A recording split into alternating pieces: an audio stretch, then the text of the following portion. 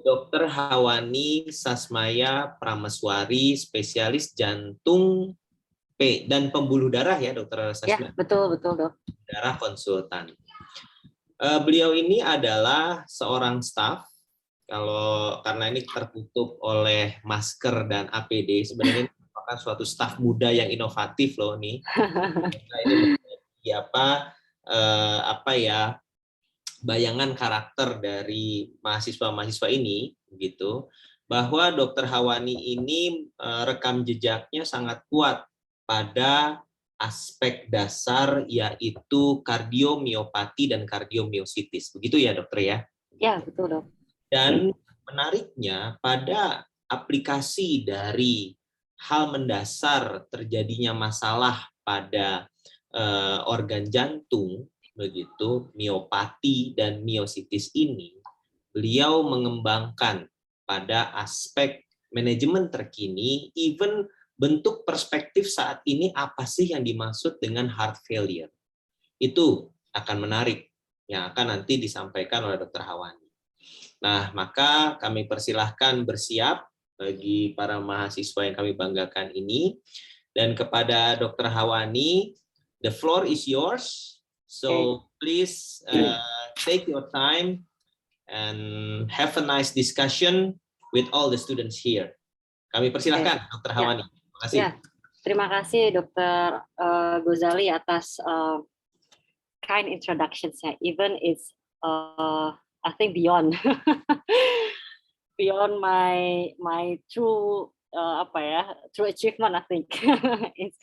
So actually hari ini kita mungkin sistemnya santai aja mungkin ya dok ya, kita bicara tentang tadi seperti yang sudah disebutkan oleh Dr. Ghazali bahwa kita akan bicara tentang kardiomiopati, tapi mungkin lebih luasnya ke arah heart failure ya. Jadi mungkin adik-adik di sini kita belajar tentang heart failure. Jadi heart failure itu gagal jantung, tapi saya akan menunjukkan new perspective and future directions. Jadi dari mulai zaman dulu, zaman now, sama zaman kedepannya bagaimana, begitu ya, tentang tata laksana daripada heart failure. Nah, saya ingin membuka pandangan daripada adik-adik sekalian bahwa heart failure itu suatu penyakit yang bersifat global.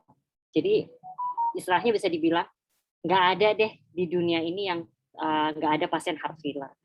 Dari mulai kutub utara sampai kutub selatan, mungkin kutub utara mungkin nggak ada kali ya, kutub selatan karena nggak ada manusia. Dari kutub utara sampai kutub selatan, kutub utara mungkin hewan-hewan mungkin ada yang heart failure, saya juga kurang tahu. Jadi di situ sampai dengan kutub selatan semuanya pasti akan ada heart failure. Makanya disebutnya adalah penyakit yang bersifat global pandemik. Dan jumlahnya itu sampai dengan saat ini itu ada lebih dari 26 juta daripada pasien gagal jantung di seluruh dunia. Nah, di Indonesia, nah ini dia nih di Indonesia. Lagi-lagi yang kita tahu bahwa data epidemiologi di Indonesia itu kurang baik ya. Jadi kita hanya bisa pakai kisaran. Kisarannya itu memang lebih dari 500.000 kasus. Nah, semoga dengan semakin banyaknya spesialis jantung yang aware terhadap heart failure, spesialis penyakit dalam yang aware terhadap heart failure, angka insidensi yang jelas itu akan kita dapatkan di Indonesia. Jadi cukup tinggi nih jumlahnya dan akan terus meningkat. Nah, ada banyak faktor yang mempengaruhi kenapa kok heart failure itu tinggi angka jumlah pasiennya. Yang pertama, zaman dulu, kalau ada pasien dengan serangan jantung, ya jadi acute coronary syndrome gitu ya, ACS ya, itu kemungkinan sudah meninggal terlebih dahulu, gitu. Karena dengan komplikasi dia meninggal terlebih dahulu. Tapi sekarang kita tahu sudah banyak sekali manajemen di dalam akut coronary syndrome sehingga pasien-pasien itu berhasil untuk dipertahankan.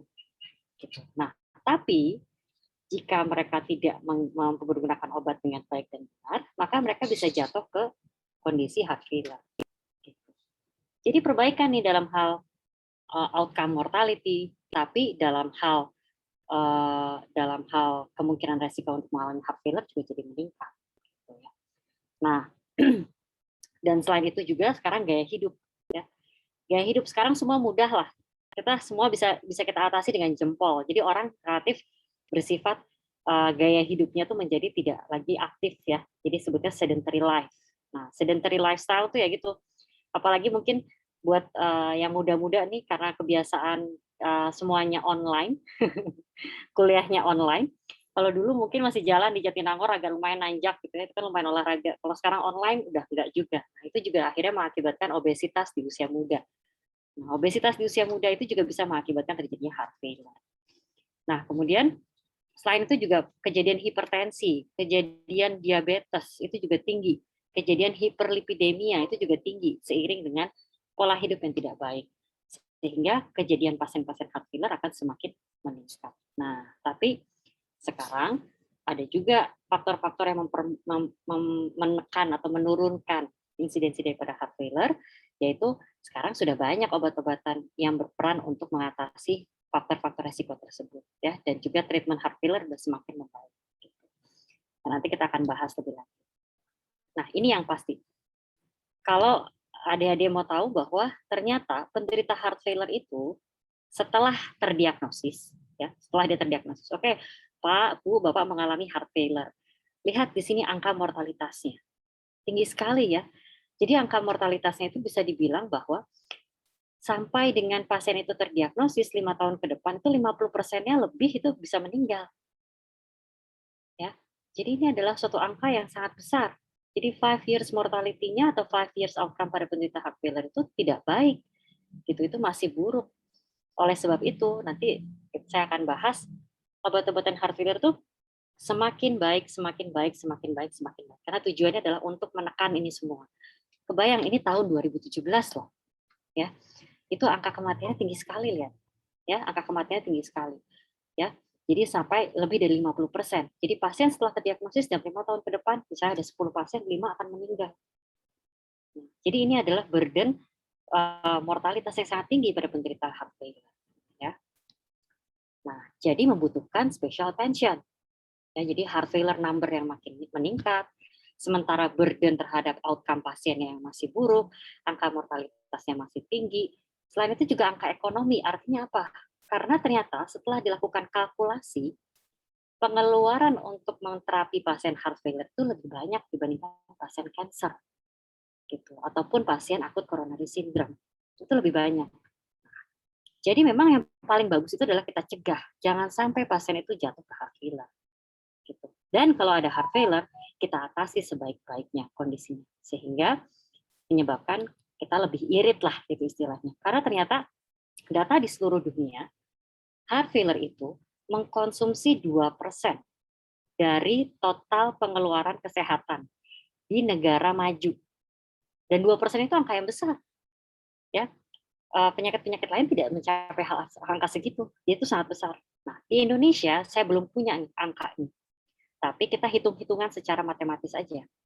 Di Indonesia, pakai BPJS, di RSAS, untuk pasien-pasien rawat jalan itu 377.000 satu pasien. Sedangkan rawat inap itu kisarannya 6 juta sampai 11 juta.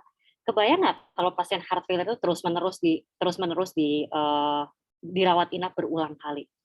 Kadang-kadang setahun ada yang dirawat inap sampai 2 kali, 3 kali gitu. Itu baru satu pasien. Ya. Outpatient kliniknya juga akan membutuhkan, kalau heart failure itu berbeda dengan kasus yang lain. Heart failure itu setidaknya harus sebulan sekali kontrol. Jadi 300.007 dikali 12 itu baru satu pasien aja sudah 6 juta lebih. Nah, jadi itulah mengapa disebut bahwa dia expenditure-nya itu akan lebih banyak dibandingkan dengan pasien-pasien yang disebabkan karena hal-hal lainnya. Jadi ini membutuhkan perhatian khusus dari kita. Yang terutama adalah sebisa mungkin kita mencegah jangan sampai pasien itu jatuh ke heart failure. Tapi, kalaupun sudah heart failure, kita coba untuk mencegah jangan sampai pasiennya mengalami rehospitalisasi berulang. Karena rehospitalisasi berulang berdampak kepada luaran pasien tersebut. Angka kematiannya lebih tinggi kalau dia sering-sering dirawat. Selain itu juga angka ekonominya akan makin meningkat. Ya. Nah, ini dia. Ini yang ingin saya ceritakan. Jadi kalau kita berbicara tentang heart failure, ya, bahkan ini sudah dibicarakan di tahun 1933 oleh Sir Thomas Lewis. Dia menyatakan bahwa the very essence of cardiovascular practice is the early detections of heart failure. Nah, dia sudah tahu dari tahun 1933. Dia sudah bisa memprediksi bahwa sebisa mungkin kita deteksi heart failure di awal supaya tidak makin memburuk. Gitu. Karena itu adalah esensi utama daripada praktek kardiovaskular. Sehingga kita butuh sekali perhatian khusus untuk heart failure ini. Ya. Istilahnya bisa dibilang seperti ini. Mungkin banyak kardiologis yang bilang, apapun penyakitnya dia akan jatuhnya ke heart failure. Bukan apapun minumannya jatuhnya jadi teh botol ya, tapi apapun penyakit kardiovaskularnya dia akan jatuh ke heart failure gitu at the end. Jadi makanya Sir Thomas Lewis dari tahun 1933 udah bilang, yuk deteksi heart failure lebih cepat supaya jangan sampai dia jatuh betul-betul menjadi kondisi heart failure ya. Nah, kalau adik-adik bisa lihat di sini ya, ini gambar yang pertama. Ini adalah gambar pada saat itu pasien heart failure ya, pasien heart failure terdiagnosis dan terapinya. Terapinya mengerikan. Jadi darahnya dikeluarkan, ceritanya kayak dicuci, kemudian dimasukkan kembali. Itu zaman dulu, sebelum zaman tahun 18-an, 1800-an. Nah, sekarang sudah terus berkembang. Nah, ini nanti akan saya jelaskan. Mulai dari heart transplant sampai dengan transplant yang mempergunakan jantungnya bukan jantung, ini jantung buatan. Nanti akan saya jelaskan perlahan-lahan dari sini sampai akhirnya kita sampai ke sini. Nah, jadi new perspective until future directions ya. Sebelum kita melangkah jauh, harus tahu dulu apa itu gagal jantung. Nah, gagal jantung itu definisinya mengalami perkembangan yang banyak dari tahun 1990-900-an, nanti saya akan jelaskan sampai 2021. Jadi, what's new in 2021? Nah, in 2021, definisi heart failure itu tidak hanya secara klinis. Jadi adik-adik kalau mau mendiagnosis pasien heart failure itu harus mendapatkan sindroma klinis. Sindroma klinis itu adalah kumpulan tanda dan gejala. Ya. Jadi harus ada nih, gejalanya harus ada sesak nafas, terutama saat aktivitas. Ada bengkak di kaki, ada gampang capek. Yang disertai dengan tanda daripada heart failure, yaitu adalah peningkatan jugular venous pressure. Ada rales di paru-parunya, ada edema di kakinya. Yang disebabkan oleh karena gangguan struktural dan atau fungsional kardiak. Jadi artinya nggak melulu harus strukturnya terganggu, tapi bisa saja strukturnya normal, tapi fungsinya sudah terganggu. Ya. Itu pun disebut sebagai heart failure. Nah, kata kuncinya adalah harus ada penurunan cardiac output dan atau peningkatan intracardiac pressure, baik saat dia resting, istirahat, atau pada saat dia aktivitas. Ya, jadi intinya adalah harus ada tanda dan gejala dulu. Nggak bisa kalau nggak ada tanda dan gejala kita mendiagnosis heart failure. Jadi harus ada tanda dan gejala dengan bukti objektif, baik itu kelainan struktural atau kelainan fungsial intrakardiak yang mengakibatkan cardiac output jadi turun atau peningkatan intracardiac pressure. Nah, ini nanti kita bisa lihat ya. Nah, jadi heart failure itu pertama kali dikemukakan oleh Ibnu Al-Nafis. Yang ini yang nggak kelihatan sebenarnya ya. Kalau kita lihat nih di Wikipedia, yang muncul itu adalah nama William Harvey. Padahal William Harvey ini berdiskusi dengan Ibnu Al-Nafis ya, pada saat beliau menemukan tentang circulation. Nah, jadi pada saat mereka menemukan circulation, mereka baru menemukan, oh ternyata ada heart failure nih. Gitu, ada kecurigaan yang disebut dengan gagal jantung, tapi pada saat itu mereka bilangnya gagal sirkulasi. Begitu. Akhirnya tahun 1990-an, Eindhoven menemukan Ronson menemukan X-ray dan Eindhoven menemukan ECG. Sampai akhirnya tahun 1933 baru tuh terdiagnosis heart failure yang pertama kali. Ya. Nah, heart failure yang pertama kali itu baru dikemukakan. Itu tahun 1933. Nah, kondisinya pun oleh Thomas Lewis tuh definisinya sangat singkat, berbeda sekali dengan yang definisi yang 2021 ini. Gitu. Definisi yang tahun 1933 itu cuma dibilang bahwa itu suatu kondisi kegagalan jantung yang tidak bisa mengeluarkan darah dengan baik. Dah, gitu aja. Itu gagal jantung. Dia tahun 1933. Terus berkembang, akhirnya di tahun 2021 dibuatlah universal definitions bahwa heart failure itu yang tadi saya sebutkan. Harus ada tanda dan gejala dan setidak-tidaknya disertai dengan salah satu bukti kelainan struktural dan atau fungsional. Jadi bukan melulu hanya kegagalan daripada jantung untuk mengeluarkan darah. Gitu. Ya, ini perjalanannya nih. Jadi ternyata yang mengumpulkan pertama kali adalah dari jadi kerjasama ya.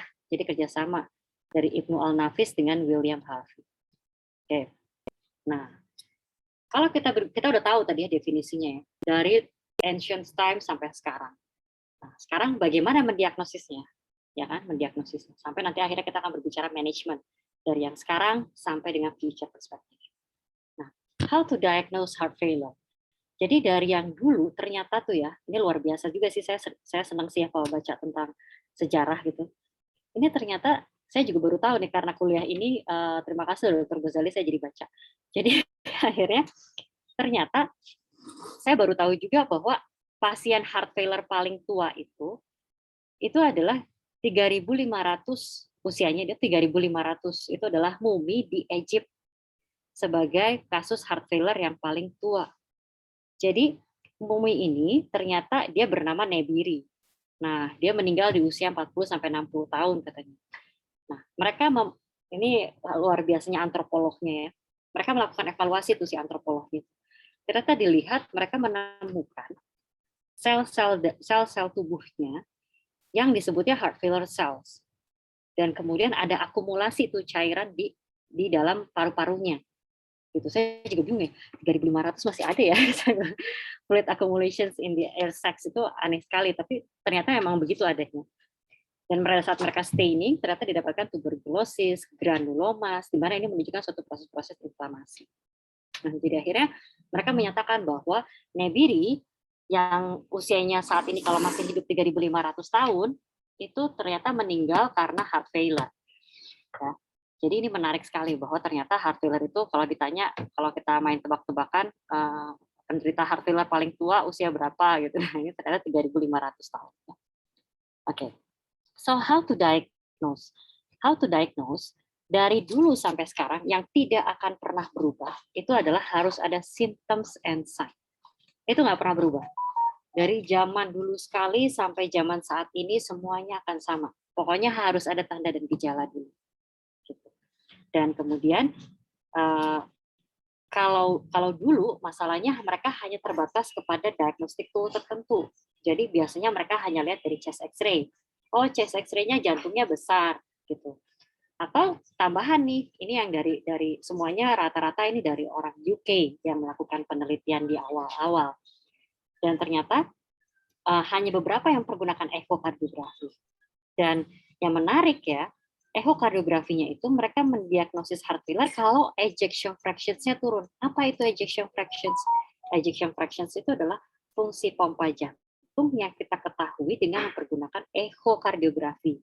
Jadi semacam ultrasound, nanti akan saya jelaskan di belakang. Semacam ultrasound, lalu kita lihat bagaimana sih fungsi jantungnya, itu dengan fraksi ejeksi. Nah, padahal kalau nanti kita bahas lebih lanjut, heart failure itu bukan yang hanya pompa jantungnya turun. Karena tadi sesuai dengan definisinya, tidak hanya penurunan cardiac output, tapi bisa juga peningkatan intracardiac pressure. Nah, jadi semakin berkembang tuh. Yang dulu yang dibilang heart failure itu hanya yang pompa jantungnya turun, tapi kalau sekarang berkembang sampai yang pompa jantungnya normal sekalipun bisa mengalami suatu kondisi heart failure. Ya, menarik perkembangan ini memang. Dan akhirnya yang kriteria yang dari zaman jadul sampai sekarang masih dipakai itu adalah disebut dengan Framingham Study. Framingham Study ini dimulai di tahun 1960-an. Luar biasa ya. Jadi lama sekali gitu. Tapi karena dia melibatkan pasien dengan jumlah yang sangat banyak, dengan pemantauan yang sangat lama, maka sampai sekarang pun masih cukup dipergunakan, cukup banyak yang mempergunakan kriteria ini. Disebutnya Framingham Study. Jadi untuk mengkonfirmasi bahwa pasien ini terdiagnosis heart failure kalau punya 2 kriteria mayor atau 1 kriteria mayor dan 2 kriteria minor. Saya tidak akan bahas tentang ini karena kali ini kita tidak akan membahas tentang bagaimana mendiagnosis heart failure ya, tapi menerangkan mengenai atau berdiskusi mengenai perjalanan daripada penegakan diagnosis heart failure. Jadi dimulai dengan Framingham Study. Oke, nah di tahun 2021 mereka bilang, hey, heart failure is not always in patients with low ejection fractions. Bisa juga pada pasien dengan preserved ejection fractions. Artinya adalah pompa jantungnya masih bagus, tapi dia bisa mengalami heart failure. Nah, oleh sebab itu, di tahun 2021, mereka bilang, okay, besides sign and symptoms, we need additional findings, gitu ya. Nah, yaitu bisa berupa peningkatan NT-proBNP, yang ini diambil di plasma darah, ketika pasien itu mengalami heart failure, maka ini akan meningkat, ya. Atau bisa juga kita mendapatkan gambaran seperti gambaran objektif cardiogenic pulmonary or systemic congestions. Jadi artinya apa? Bisa dengan echo, bisa dengan lain sebagainya. Ini tujuannya untuk meningkatkan akurasi dalam penegakan diagnosis heart failure. Jadi nggak hanya berdasarkan kriteria seperti itu toh, tapi harus didapatkan bukti objektif. Jadi tidak hanya berdasarkan clinical findings, but also based on objective findings. Ya, itu intinya perbedaannya di 2021. Biar seorang dokter itu makin yakin mendiagnosis heart failure. Nah ini, jadi kriteria yang terbaru bukan hanya berdasarkan symptoms and sign, kita harus lihat NT-proBNP-nya, lalu kita echo, lalu kita definisikan yang pompa jantungnya turun, ya, yang pompa jantungnya relatif turun tapi sedikit, atau yang pompa jantungnya normal, begitu.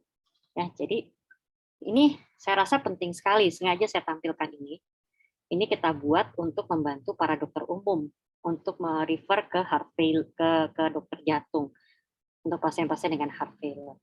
Jadi kalau adik-adik punya pasien dengan symptoms and sign of heart failure, terus adik-adik lakukan assessment terhadap heart failure probability, dilihat, oh ya pasien ada hipertensi, pasien ada CAD, oh mungkin ya, atau pasiennya punya riwayat keluarga dengan penyakit jantung, oh mungkin nih, apalagi dengan physical examination yang mendukung, ECG-nya ada abnormality, terus ditambah dengan NT-proBNP testnya juga naik, nah ini yang harus saya refer ke kardiologis nih untuk dilakukan monitoring lebih lanjut. Jadi kalau sekarang udah seperti itu, ya sudah maju seperti itu, bukan hanya berdasarkan sign and symptoms dan juga kriteria saja, tapi juga berdasarkan bukti objective findings. Nah, ya ini jadi tidak hanya symptoms and signs, tapi dibutuhkan objective findings. Nah, objective findings yang paling mudah, chest X-ray.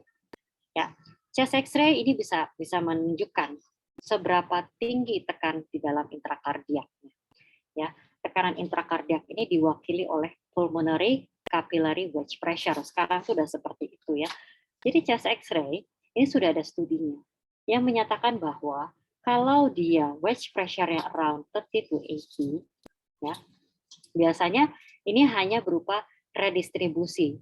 Redistribusi itu artinya biasa kita sebutkan biasanya suatu kondisi yang mengalami kranialisasi. Kranialisasi itu berarti pembuluh darah parunya di area upper, ya upper lung, itu biasanya lebih banyak dibandingkan di area yang bawah. Kenapa? Karena biasanya yang area bawah ini akan lebih terdesak oleh cairan, sehingga dia tidak akan terlalu terlihat. Sehingga yang terlihat itu di bagian atasnya, di bagian upper lung. Itu berarti sudah ada peningkatan wedge pressure, tapi tidak terlalu hebat. Nah, kalau sudah terjadi interstitial edema berupa curly B lines, makin tinggi lagi tuh tekanannya, intrakardiaknya, udah sampai 18 sampai 2000. Udem paru itu kalau tekanan intrakardiaknya mencapai lebih dari 2000. Nah, kalau dulu kita melihat ronsen toraks pada saat pertama kali Ronsen menemukan ronsen toraks, itu tidak bisa menilai seperti ini. Nah, sekarang lambat laun sudah banyak studi-studi sehingga baru kita bisa mengetahui, oh oke, ternyata begitu toh cara untuk menilai suatu ronsen toraks ya, dikaitkan dengan peningkatan intrakardiak. Nah, ini ekokardiografi. Jadi, ekokardiografi ini mampu menilai bagaimana ruang jantung dari pasien kita, bagaimana kontraktilitas dari pasien kita. bagaimana struktur miokardium dari pasien kita. Ini adik-adik bisa lihat di sini ya. Ini adalah left ventricular. Ya, ini left ventricular. Dan ini adalah right ventricular. Dan ini adalah left atrium dan ini adalah aorta. Ya. Jadi kalau kita lihat ini. Ya. Nah, pasien ini adalah pasien yang normal. Dia nggak ada apapun. Dia miokardiumnya normal, dia pompa jantungnya normal dan sebagainya normal. Nah, pasien yang sebelahnya ini adalah pasien yang mengalami kardiomiopati. Kalau adik-adik boleh lihat tebal sekali ya. Ya, yang sebelah sini dibandingkan dengan yang sebelah sini jauh sekali. Ya, ini bisa 2 kali lipat atau 3 kali lipatnya bahkan. Karena pasien ini mengalami suatu kondisi yang disebut dengan amyloidosis. Amyloidosis itu semacam kardiomiopati. Kardiomiopati itu adalah kelainan dari otot miokardium. Yang amyloidosis itu adalah protein yang mengendap di sini. Nih, ini bisa dilihat, ini katup mitral. Katup mitralnya pun tebal sekali. Di sini katup mitralnya normal. Sengaja saya sandingkan untuk bisa membedakan dengan baik. Ya, begitu. Jadi ehokardiografi bisa membantu kita dalam menilai struktur jantung, menilai miokardium, menilai fungsi pompa jantung. Itu sangat penting. Begitu. Jadi makanya ehokardiografi ini mulai muncul nih. Ya, mulai muncul dan sekarang banyak sekali penggunaan teknik-teknik khusus dalam mempergunakan ehokardiografi untuk menilai penyebab daripada gagal jantung. Nah, sekarang lebih keren lagi adalah CMRI. CMRI itu adalah cardiac MRI. Jadi cardiac MRI ini lebih hebat lagi. Adik-adik kita bisa lihat bagaimana sih nih struktur daripada si otot jantungnya. Oh, di bagian yang putih-putih ini mengalami suatu kondisi fibrosis atau kematian. Ya, kalau kita lihat. Jadi ini lebih detail lagi nih, lebih detail lagi dalam menilai. Ya, jadi cardiac MRI. Cardiac MRI ini termasuk salah satu yang baru dengan banyak sekali pemeriksaan-pemeriksaan tertentu. Jadi secara lebih holistik lagi kita bisa nilai. Ya, jadi kebayang ya, dulu hanya berdasarkan klinis dan EKG paling gitu ya, sama chest X-ray. Sekarang udah ada echo, udah ada MRI untuk membantu kita mendiagnosis heart failure dan melihat bagaimana karakteristik miokardium. Dan alhamdulillahnya di RSAS yang juga FK4 sudah punya nih kita ya cardiac MRI dan juga ehokardiografi dengan berbagai cara pemeriksaan ya di Hasan Sadikin dan di Departemen Kardiologi di FK4 ya. Oke. Nah, sekarang pun kita sudah banyak melakukan tindakan coronary angiography. Jadi untuk melihat bagaimana sih koroner daripada pasien-pasien heart failure dan apakah ada gangguan koroner atau ini hanya suatu gangguan karena miokardiumnya saja gitu. Karena kita tahu bahwa kerusakan daripada otot atau miokardium itu bisa diakibatkan oleh karena koroner, bisa juga diakibatkan oleh kelainan daripada miokardium itu sendiri atau disebut sebagai kardiomiopati. Jadi penting sekali ya. Jadi sekarang lebih holistik ya. Oke.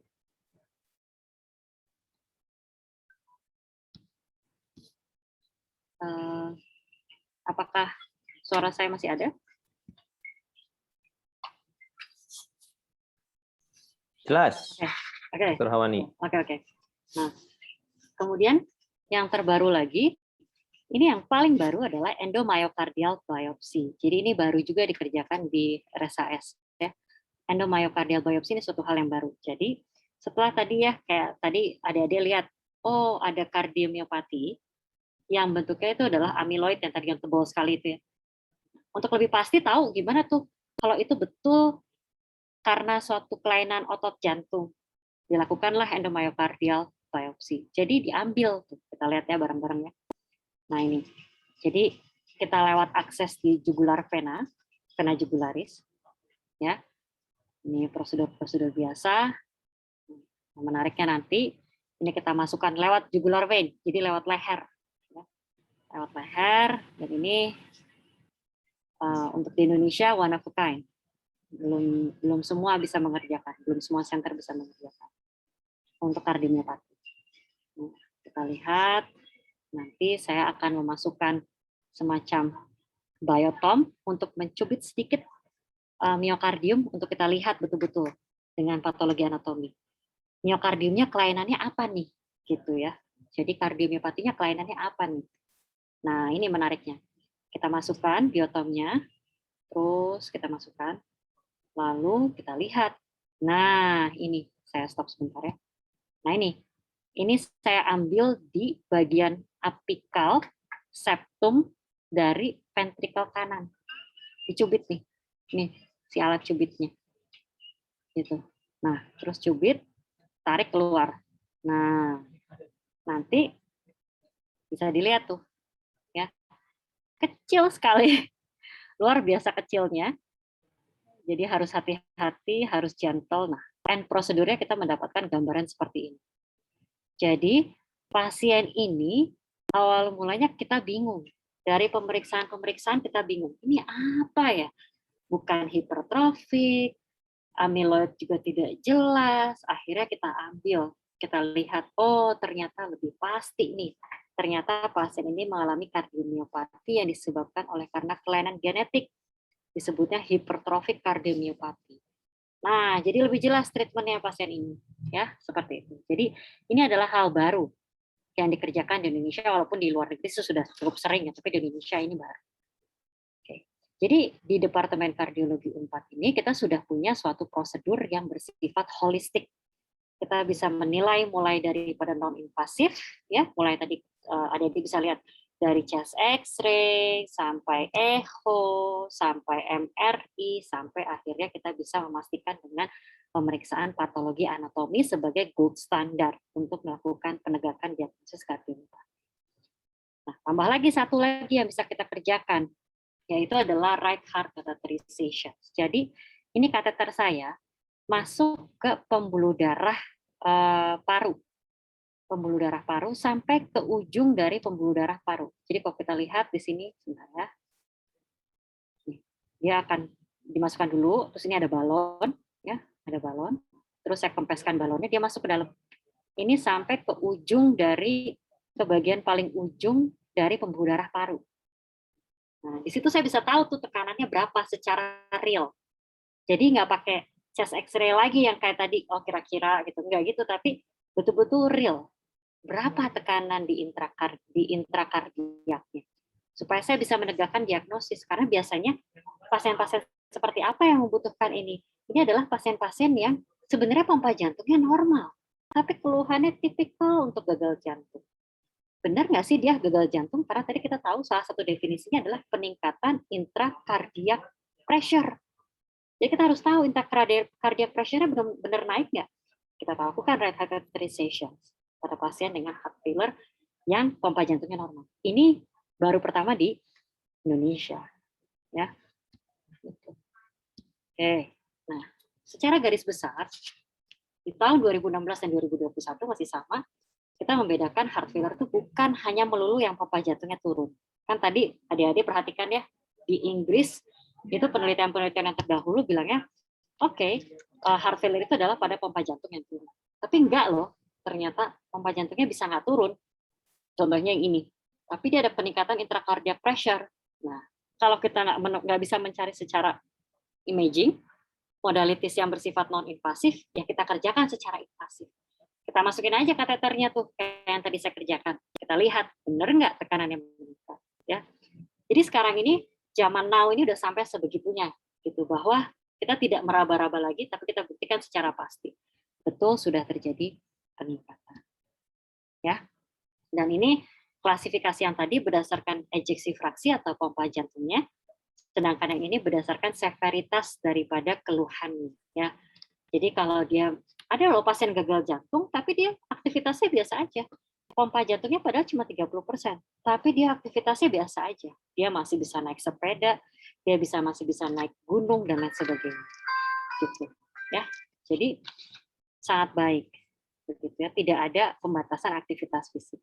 Tapi ada juga pasien gagal jantung yang kondisinya walaupun diberikan obat apapun juga, dia bahkan untuk mandi aja nggak bisa. Udah gampang capek untuk mandi aja.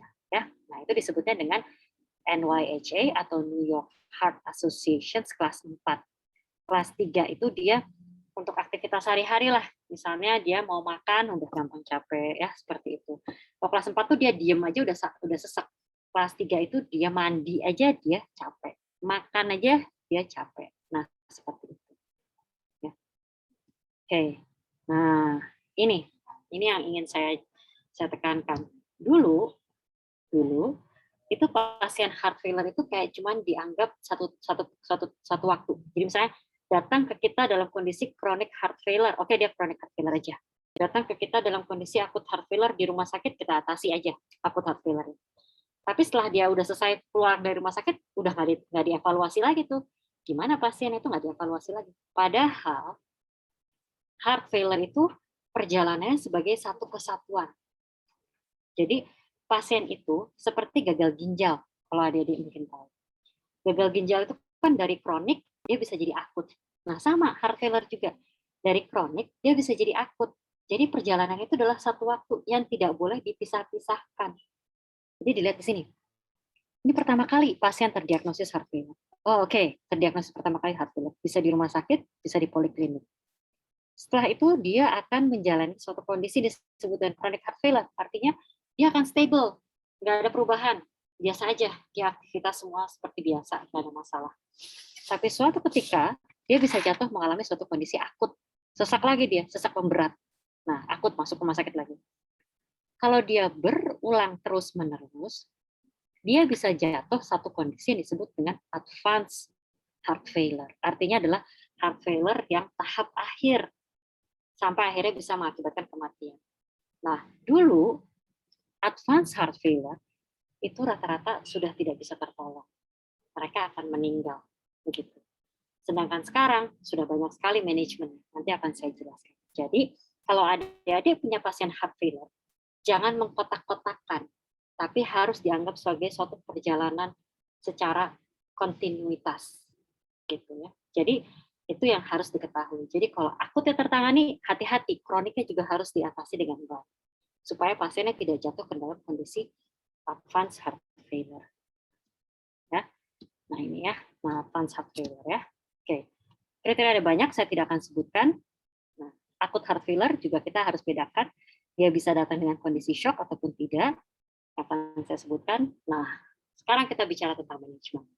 Jadi tadi adik-adik sudah belajar tentang bagaimana mendiagnosis heart failure dari zaman dulu kala, dan udah tahu juga pasien heart failure yang paling tua itu usia 3.500 tahun, ya, seorang mumi bernama Nebiri, sampai akhirnya adik-adik tahu bahwa oh sekarang sudah ada echo, MRI, bahkan sampai dengan biopsi, bahkan sampai dengan kateterisasi jantung kanan untuk betul-betul melihat tekanan intrakardiak. Nah, udah tahu itu semua ya. Nah, sekarang manajemennya. Bagaimana manajemennya? Kalau kita berbicara tentang ancient time, dari dulu, nah, tadi saya lihat tuh di gambar pertama kali ya, itu ternyata mereka mengatasinya itu dengan mengeluarkan cairan yang berlebih. Jadi mereka keluarkan, sadis ya sebenarnya kalau lihat, ditusuk, betul-betul ditusuk, literally ditusuk, dan dikeluarkan cairannya. Seperti itu. Nah, kemudian sampai akhirnya terus berkembang nih, terus berkembang semua treatment-treatment dari heart failure. Nah, ini kalau adik-adik lihat di sini, treatment dari heart failure itu mulai berkembang. Pertama kali ditemukan itu bukan furosemid. Kalau adik-adik tahu ada obat gagal ginjal yang paling gagal jantung yang paling sering dipergunakan itu adalah furosemid. Tapi ternyata yang pertama kali ditemukan itu bukan furosemid, tapi thiazid, semacam diuretik juga untuk mengeluarkan cairan. Sampai akhirnya tahun 1987 ada penelitian yang menggunakan ACE inhibitor. Disebutnya adalah konsensus ya. Jadi penelitian pertama itu tahun 1980-an. Ini adalah studi pertama pada treatment heart failure. Nah, sekarang udah terus berkembang. Karena kenapa? Para ahli itu mulai berpikir, wah, pasien heart failure ini perlu perhatian khusus nih. Karena yang tadi saya sampaikan, mereka begitu terdiagnosis langsung loh, 50%-nya kemungkinan meninggal dalam 5 tahun ke depan. Yuk, gimana caranya kita tekan terus nih angka kematian ini? Mulai bermunculan semua obat-obatan heart failure dari tahun 2001 sampai 2020 nih, istilahnya heart failure ini trending topic gitu. Karena banyak sekali obat-obatan baru bermunculan ya. Jadi studinya dari tahun 1980-an baru satu, sekarang di 2020 sudah banyak sekali. Ya, nah, dan zaman sekarang ini sudah ada konsep baru dalam menterapi pasien heart failure, yaitu mereka bilang orang dulu menterapi heart failure itu hanya fokus terhadap kondisi keluhan saat itu. Jadi kalau dia masuk rumah sakit, ditangani selesai, keluar, udah nggak dievaluasi lagi tuh. Padahal nggak boleh seperti itu. Harus dibuat suatu kontinuitas. Karena kita tahu tadi heart failure itu mengalami suatu proses perjalanan. Seperti kita aja manusia. Mulai, ya heart failure juga manusia sih, maksud saya. Perjalanannya itu seperti kalian sekolah gitu. Jadi harus suatu kontinuitas. Jadi nggak boleh hanya terfragmentasi saat di rumah sakit saja. Sedangkan saat pulang perawatan, dia tidak mendapatkan perhatian khusus. Tidak. Tapi harus menjadi suatu kontinuitas. Dan harus terapinya itu tidak boleh bersifat pasif. Artinya bukan hanya dokter saja yang menterapi. Keluarga dan pasien juga harus tahu betul apa itu heart failure, bagaimana menterapi. Sehingga traditional approach ini harus dihilangkan. Jadi harus ada new concept yang membuat suatu terapi heart failure itu secara berkesinambungan dan aktif, artinya melibatkan pasien dan keluarga. Nah, ini makanya. Jadi udah nggak zaman lagi. Yang tahun 2016 saja, ini udah ketinggalan zaman. Bayangin 2016, sangat cepat. Yang awalnya masukin obat satu-satu, ya, dimasukin obat satu-satu, obat heart failure, sekarang enggak. Masukin langsung semuanya. Dalam waktu 1 bulan. Jadi udah nggak boleh lagi tuh, masukin dulu satu, nanti dilihat responnya, masukin lagi satu, dilihat respon. Enggak. Hanya dalam waktu 4 tahun sudah terjadi suatu proses perubahan yang luar biasa dari treatment heart failure. Karena orang-orang sudah mulai memahami, wow, heart failure ini perlu perhatian khusus. Gitu. Akhirnya dibuatlah suatu rekomendasi baru dari guidelines baru dari European yang sama juga diadopt oleh PERCI. Ya, PERCI itu adalah Persatuan Kardiologi Indonesia. Dan ternyata dilihat, oh iya, harus memasukkan ke-4 obat langsung dalam waktu 1 bulan, walaupun dosisnya kecil-kecil. Gitu. Karena ternyata didapatkan berdasarkan studi-studi yang tadi banyak sekali itu, kalau dimasukkan 4 obat langsung dengan dosis yang kecil-kecil saja, itu manfaatnya luar biasa. Begitu. Ya. Nah, karena ini banyak sekali studi-studinya. Ada studi yang disebut paradigm, ya. Ini adalah suatu obat baru, ini disebut dengan angiotensin reseptor neprilysin inhibitor. Nah, ini kalau saya jelasin mungkin nanti tambah kerung dan tambah ngantuk ya. Jadi skip aja ya, ini nggak menarik. Oke, ini juga ada istilahnya DAPA-HF, ini adalah studi-studi obat-obatan baru ya, dapagliflozin, empagliflozin, ini adalah obat-obatan baru. Di Indonesia sudah ada, tenang, di Indonesia sudah ada, hanya belum ada di BPJS. Tapi di Indonesia sudah ada. Ya. Oke, ini mekanismenya ya, dan lain sebagainya, perkembangan yang luar biasa. Dan sekarang yang belum ada ini di Indonesia versi gua. Ini juga untuk pasien-pasien heart failure, baru ditemukan juga di tahun 2019-2020, jadi ini termasuk salah satu obat baru, di Indonesia belum ada. Dan memang terbukti mampu. Jadi ini ada 4 obat baru di gagal jantung, yang 3 teratas ini sudah ada di Indonesia, tapi yang 1 di bawah ini belum ada di Indonesia. Begitu. Nah, jadi ini efeknya sangat baik ya, dia menurunkan dengan signifikan. Kita bisa lihat di sini. Cardiovascular death-nya turun ya, 25%, 26%, 20%, 10%. Ya, gitu. Jadi obat-obatan ini bermanfaat sangat baik pada penderita heart failure. Kalau kita lihat ya, obat-obatan tadi mampu memblok di 5 pathway terjadinya heart failure. Ya. Yang pertama, dia akan memodulasi RAS. Ya, itu. Dia akan pertama memodulasi RAS. Lalu setelah itu dia akan memodulasi sistem simpatis, ya. Dia akan memodulasi sistem simpatis, dia akan memodulasi sistem aldosteron, kemudian dia akan memodulasi sistem SGLT. Gitu. Ya, sehingga dulu hanya ACE inhibitor, jadi hanya memodulasi ACE inhibitor, hanya memodulasi RAS, dan beta blocker hanya memodulasi simpatis. Sekarang semua pathway yang mengakibatkan heart failure dimodulasi sedemikian rupa. Ya, sehingga diharapkan outcome-nya akan menjadi lebih baik. Dan bahkan sekarang ada obat baru lagi yang belum juga masuk ke Indonesia. Obat ini juga termasuk baru. Ini disebutnya adalah omecamtiv. Jadi dia punya efek memperkuat kontraktilitas miokardium. Ya, ini belum ada di Indonesia, semoga secepatnya akan masuk. Jadi ini akan sangat membantu pada pasien-pasien dengan pompa jantung yang turun. Nah, jadi intinya adik-adik harus tahu bahwa obat-obatan itu sebisa mungkin kita berikan pada pasien dengan heart failure, lalu kita lihat dalam waktu 3 bulan. Jika tidak baik, jika baik ya alhamdulillah tinggal dilanjutkan, jika tidak baik maka kita harus memikirkan kemungkinan pasien ini mengalami kondisi advanced heart failure. Nah, harus dirujuk tuh cepat-cepat ke heart failure spesialis untuk dilihat gitu ya. Nah, ini kriterianya. Ya, ini kriterianya. Nah, ini ya semua kriteria heart failure specialist referral criteria. Jadi dari pasien yang udah dikasih obat, tapi dia terus nggak bagus. Jadi kayak lingkaran setan, begitu saja terus ya.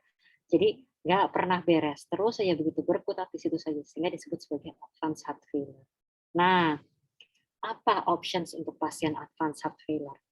Sayangnya, adik-adik, sayangnya di Indonesia belum ada itu. Sayang sekali di Indonesia belum ada. Padahal ini adalah sesuatu hal yang bukan sedikit jumlah pasien advanced heart failure di Indonesia, banyak. Bahkan di Hasan Sadikin saya cukup banyak. Tapi sayangnya kita belum punya nih alat-alatnya. Jadi sebenarnya apa sih? Nah, ECMO kita udah punya satu, ya. Itu adalah alat yang bersifat, nih ECMO ini ya. Jadi dia tergantung disambungkannya kemana. Yang satu disambungkan ke vena, ya, di vena dan arteri. Artinya apa? Dia akan menarik darah dari vena femoralis, ditarik, masuk ke dalam alat ini, ya ECMO ini, dikasih oksigen, masuk lagi ke dalam arteri. Jadi dia menggantikan peranan dari jantung, masuk ke arteri, ya, terus dimasukkan ke dalam intrakardiak, ya, ke arteri masuk ke dalam intrakardiak, keluar ke seluruh tubuh melalui aorta. Begitu. Nah, ada juga VV ECMO. VV ECMO bukan pada pasien heart failure, bukan pada pasien cardiogenic shock, tapi pada pasien dengan kerusakan paru-paru. Jadi pasien-pasien yang COVID misalnya contohnya, ada kerusakan paru yang hebat, bisa salah satunya kita lakukan dengan pemberian VV ECMO. VV ECMO itu artinya vena ke vena. Itu membypass kerja daripada si paru-paru. Jadi alatnya disambungkan dari vena femoralis ke vena jugularis. Jadi darah dari vena femoralis diambil, dikasih oksigen, lalu masuk nih ke sini, masuk ke vena jugularis, ya, masuk ke vena jugularis, dan kemudian akhirnya jadi nggak usah lewat ke paru-paru juga udah bisa bagus karena udah kaya akan oksigen. Karena kita tahu biasanya darah tuh dari pembuluh darah vena masuk ke right atrium itu dalam kondisi kotor ya, belum ada oksigen. Kalau ini sudah diberikan oksigen, kebayang ya. Jadi paru-parunya nggak usah kerja. Gitu. Nah, alat-alat ini bekerja hanya boleh selama 14 hari. Setelah itu harus diganti nih. Mau heart transplant, jadi transplantasi jantung, atau mau dipasang ventricular assist device. Nanti akan saya jelaskan. Ya. Nah, jadi ini disebut dengan ventricular assist device. Ventricular assist device, nah ini adik-adik lihat. Dia sampai ada 3 generasi. Ya. Ini generasi yang terakhir. Jadi si alat pompanya langsung nyambung ke apex dari ventricle. Ya, ini kita lihat dari gambarannya. Sorry sebentar. Nah, ini. Nah, jadi darah dari ventricle, ya, dia disedot sama si alat ini. Disedot sama si pompa, disedot. Terus naik sampai ke aorta. Kebayang ya? Jadi si jantungnya nggak usah pompa. Karena darahnya udah secara langsung ditarik dari ventricle kiri masuk ke aorta ascendant. Jadi dia udah nggak usah pompa si jantung. Karena udah ditarik sama si alat. Itulah yang disebut dengan ventricular assist device. Ya. Dan tadi indikasinya kalau udah dipasang ECMO nggak perbaikan juga. Kita pasang ventricular assist device. Nah, pasang ventricular assist device itu bisa untuk bridging ke transplantasi atau untuk ya udah dipasang LVAD aja terus seumur hidup dia. Nggak perlu ditransplant jantung. Nah, sayangnya di Indonesia belum. Tapi saya yakin sooner or later kita akan ada, ya, ventricular assist device. Dan sekarang sudah sampai generasi ketiga. Jadi kalau adik-adik lihat, ini pompanya seperti ini, terus ini ada kabel, dia masuk ke abdomen, ya, masuk ke abdomen, lalu nanti dia keluar melalui kulit, dihubungkan dengan mesin. Si mesin ini adalah sebenarnya mesin ini ada mesin monitor sama nih, mesin monitor sama mesin baterai. Ini baterainya. Jadi ini baterai ya terhubung dengan si monitor, nanti dialirkan listrik ke sini sehingga motornya bisa bekerja. Gitu. Nah, jadi pasiennya dia akan bawa-bawa tuh si baterainya. Gitu. Karena kerja jantungnya dia diambil alih sama alat ini. Sekarang udah sampai seperti itu. Ya. Jadi ini yang sebenarnya saya agak tertantang juga sebenarnya ya. Karena ternyata di seluruh dunia kita bisa lihat di sini bahwa ternyata adik-adik bisa lihat ini mulai dari John Gibson sampai akhirnya Kolff di tahun 1950. Dan yang pertama kali LVAD itu tahun 1960 adik-adik. Sedangkan di Indonesia belum ada. Waduh, sedih sekali ya. Di Indonesia belum ada. Jadi terus terang saya sedih sekali tahun 1960 padahal sudah ada di dunia. Dan di Southeast Asia itu yang sudah ada adalah di Singapura dan juga di Malaysia. Jadi waktu itu saya sempat belajar tentang LVAD ini di Singapura. Nah ini kalau adik-adik mau lihat, sekarang heart transplant itu juga udah nggak perlu lagi. Heart transplant itu nggak perlu lagi dari orang yang, kan kita tahu ya, kalau heart transplant itu, saya nggak tahu deh, mungkin kalian melihat di Grey's Anatomy mungkin gitu. Jadi heart transplant itu biasanya dari orang yang mati batang otak, ya, tapi jantungnya masih cukup baik, lalu kita transplant dari orang yang mati batang otak itu terhadap resipien, kita pindahkan. Dan itu hanya punya waktu 6 jam. Jadi dari pasien itu diambil, ya dari donor itu diambil, kita cuman masukkan ke cooler box saja, adik-adik. Masukkan ke cooler box, dikasih es, lalu dibawa tuh. Dibawa, makanya kalau kalian lihat di Grey's Anatomy itu kesannya kayak pakai ambulans spesial dan lain sebagainya. Memang begitu. Karena dalam waktu kurang dari 6 jam harus dimasukkan ke dalam tubuh si donor supaya kerusakannya itu sangat minimalis. Nah, di dunia pertama kali dikerjakan 1946. Wah, kebayang ya. Yang mengerjakan adalah Dr. Chris Bannett. Itu adalah dokter dari Rutgers Hospital di Afrika Selatan, di Cape Town, Afrika Selatan. Saya punya bukunya nih tentang heart transplant dan menarik sekali. Ya. Ini dia pada saat itu masih zamannya apartheid. Dan kalau kalian mau tahu, rahasianya ada di buku ini dan saya juga pernah ke museumnya. Ternyata donor pertama kali itu adalah orang berkulit hitam. Didonorkan kepada orang berkulit putih. Sehingga muncul sekarang regulasi baru bahwa seorang donor tidak boleh, seorang resipien itu nggak boleh tahu donornya, keluarga donornya siapa, karena nanti akan timbul konflik. Kecuali mereka ada kesepakatan bahwa mereka tidak akan mempersoalkan dan lain sebagainya. Siapapun donor, begitu. Karena ternyata Chris Bannett ini melakukan donor dari seorang yang tadi yang saya bilang, gitu ya. Jadi ini luar biasa. Tahun 1946 di Indonesia belum juga ada, ya. Dan bahkan sekarang sudah ada sistem baru. Nggak perlu lagi tuh si jantung dipindahkan ke resipien yang dalam waktu 60 menit. Sekarang sudah ada namanya Transmedic. Jadi ini kalau ada dilihat, ini jantungnya ditaruh dalam mesin seperti ini, dia bisa hidup lama. Sampai akhirnya dia ketemu resipien yang orangnya memang cocok nih, karena jantung itu harus betul-betul cocok. Kalau enggak nanti bisa terjadi mekanisme rejeksi. Gitu. Jadi harus betul-betul cocok. Jadi dia dibuat hidup di dalam mesin. Kalau kalian pernah nonton Grey's Anatomy, ada nih di season tertentu. Ya, ini. Jadi ini menarik sekali dan itu sudah berkembang sekarang. Ya, sayangnya di Indonesia belum juga. Ya, even kita untuk heart transplant yang sifatnya secara langsung directly pindah dari resipien ke donor pun kita belum bisa. Ya. Tapi one day, yakin saya one day akan bisa. Oke, dan bahkan sekarang lebih gila lagi itu di luar negeri, di US ya, dan ya, ini adalah di Cleveland. Cleveland itu adalah center terbesar untuk heart transplant dan juga untuk ventricular assist device. Nah, Cleveland ini dia sudah membuat artificial heart. Jadi udah nggak butuh lagi tuh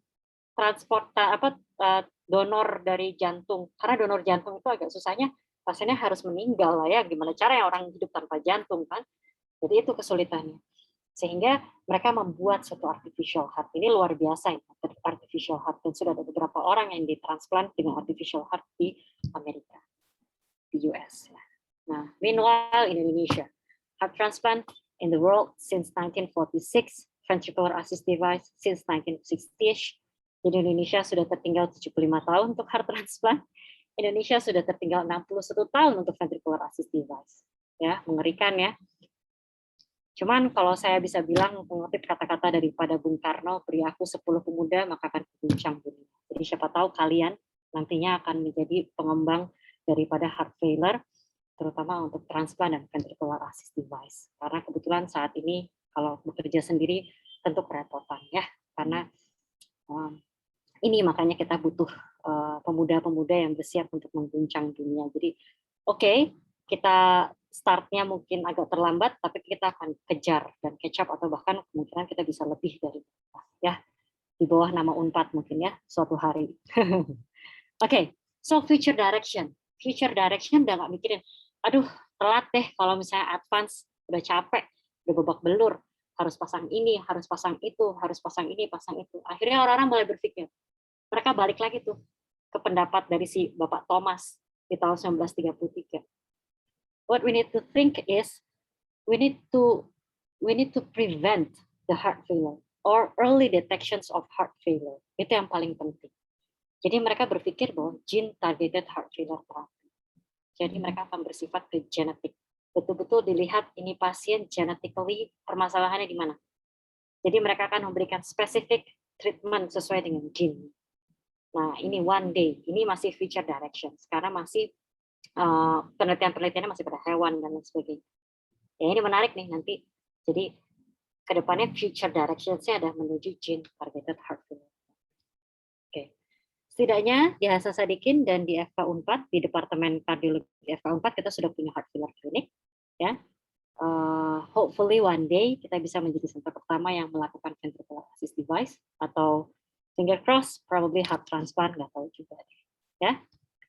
Oke. Thank you. Tapi overall adalah the important thing, dengan berbagai modalitas yang luar biasa, kita ternganga-nganga melihat, wow, orang bisa transplant dengan pergunakan artificial heart ya. Tapi saya kembali lagi bahwa the best physicians for heart failure patients not necessarily follow guidelines Schläfli, tapi dia masih Schläfli, tapi dia adalah seorang good clinicians. The most important thing is the good heart failure is the good clinicians. Itu yang paling penting. Karena jangan ngomongin treatment dulu, diagnosis saja yang benar, dan diagnosisnya based on sign and symptoms. So you need to be a good clinicians if you want to be a best physicians for your heart failure patients. Gitu. Ya. Dan satu konsep yang saya temukan selama sekolah dan mendalami heart failure adalah the wrong concept is not the medical treatment, but it matters of when and how we give the medical treatment. Jadi yang salah itu bukan obatnya. Yang salah itu sebenarnya adalah tepatnya orang yang meramunya dan memberikan pada pasien yang seperti apa.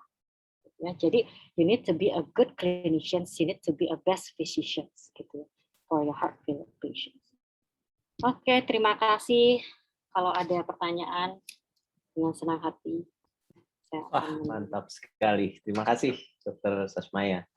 Ya, sama-sama, Dok. Ini tidak hanya memberikan suatu visualisasi yang begitu interaktif tentang kemajuan di kardiologi, yang merupakan kalau menurut saya kolateral, tidak hanya pemanfaatan aspek ilmu dasar, pemanfaatan ilmu kedokteran, tetapi juga ilmu-ilmu yang lain. Sampai tadi saya juga baru tahu tuh ada suatu alat yang memang dipasang di jantung untuk mereka yang heart failure. Ini buat saya saja, dan saya yakin buat mahasiswa ini memberikan suatu motivasi yang kuat untuk, karena ya ini kan sekarang tahun 2021.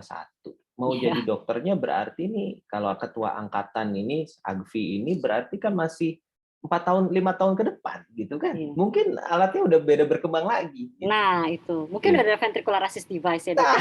Nah, Gitu. itu. Ya, betul. Baik, kalau gitu kami berikan kesempatan kepada mahasiswa-mahasiswa untuk menyampaikan pertanyaan. Kami persilahkan. Silahkan nanti langsung saja ya oleh Oke, ya. Dr. Sasmaya ya. Di Mangga. sini ada Dwina. Ya, Mangga, silakan. silakan Dwina. Boleh Oke, Dwina baik. dulu. Ya, baik. Terima kasih Dr. Ghazali dan Dr. Sasmaya. Saya Dwina dari Angkatan 2020. Izin bertanya, Dok.